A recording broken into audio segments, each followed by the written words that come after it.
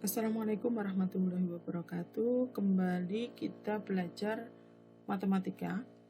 Dan kali ini kita belajar materi kelas 11, yaitu tentang induksi matematika. Apa yang dimaksud dengan induksi matematika? Induksi matematika merupakan salah satu materi matematika yang mempelajari tentang cara pembuktian suatu kebenaran. Tentu saja pembuktian tersebut secara matematis, sehingga disebut sebagai pembuktian secara formal. Pembuktian secara formal. Nah, karena ini pembuktian secara formal, tentu ini tidak dipakai atau tidak diaplikasikan dalam kehidupan sehari-hari. Dan ini lebih ke pure mathematical process. Dalam induksi matematika banyak digunakan logika-logika matematika. Mungkin materi ini bagi sebagian orang tidak menarik atau merasa kurang menarik karena secara matematis.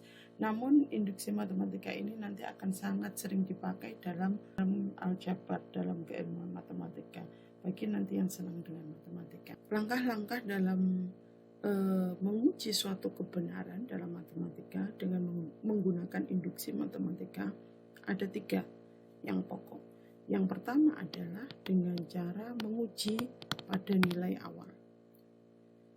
Uji nilai awal itu tidak harus n-nya sama dengan 1. Kalian boleh mengambil n sama dengan 2, 3, 5, dan seterusnya. Artinya pada nilai tertentu dia berlaku. Mengambil n sama dengan 1000 juga tidak masalah atau memenuhi syarat, berlaku pada bilangan asli misalkan. Kalian tapi tidak boleh mengambil n-nya sama dengan negatif 5 kalau di pernyataan itu berlaku untuk bilangan positif.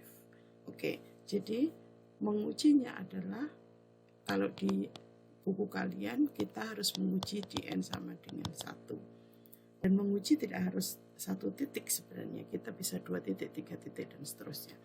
Kemudian yang kedua, langkah kedua adalah asumsi. Asumsikan bahwa kebenaran itu berlaku untuk n sama dengan k. Kalau kita sudah mengasumsikan benar untuk n sama dengan k, maka kita harus buktikan bahwa kebenaran itu atau pernyataan itu berlaku juga untuk n sama dengan k plus 1. Itu. Jadi 3 hal itu yang harus kita lakukan. Yang pertama uji, kemudian asumsikan, dan buktikan. Contohnya saya akan ambilkan contoh yang ada di LKS, dan kali ini saya akan membahas agak banyak, ada 6 soal, tapi saya akan bagi dalam 3 part supaya nanti tidak terlalu panjang videonya. Baik, kita mulai ambil dari 1 contoh dulu. Oke, contoh 1. Buktikan bahwa 1 ditambah 3 ditambah 5 ditambah 7 dan seterusnya ditambah 2n-1 sama dengan n kuadrat, berlaku untuk semua n anggota bilangan asli. Ini adalah contoh deret.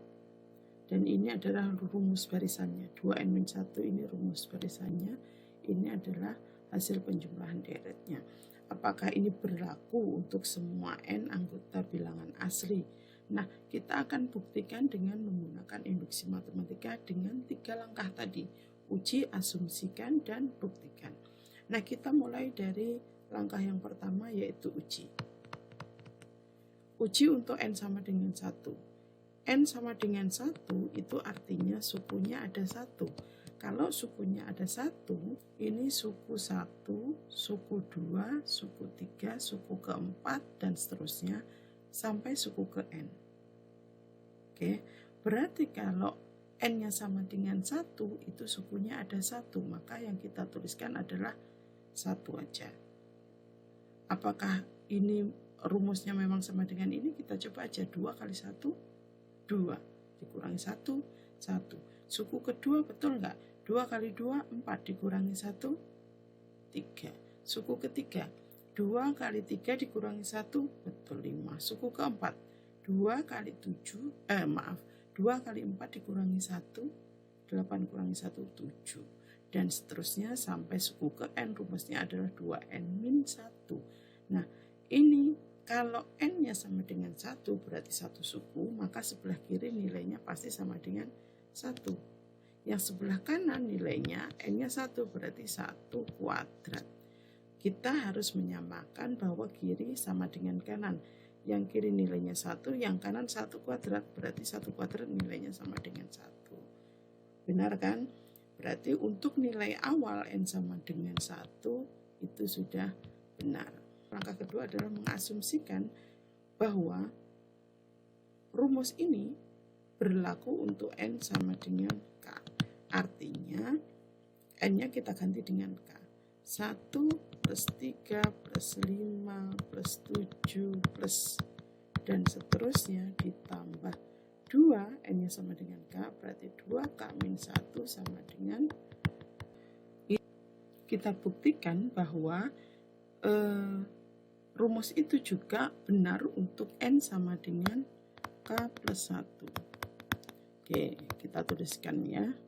Deretnya 1 ditambah 3 ditambah 5 ditambah 7 ditambah dan seterusnya sampai 2K dikurang 1.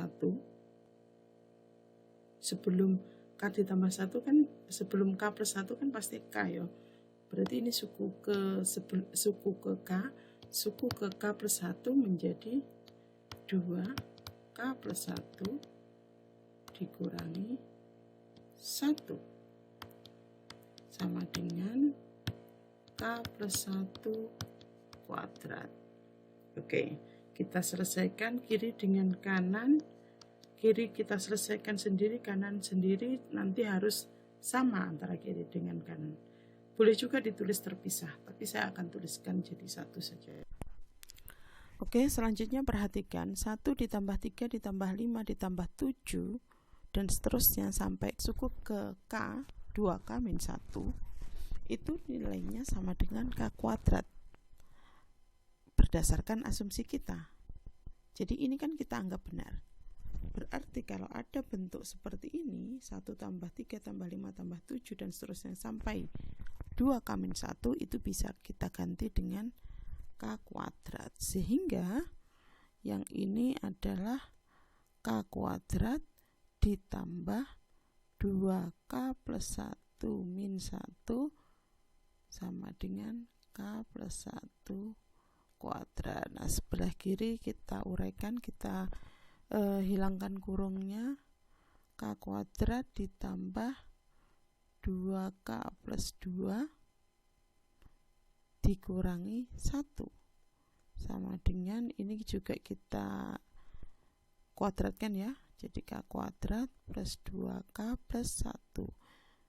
K kuadrat ditambah 2K, 2 dikurangi 1 adalah 1.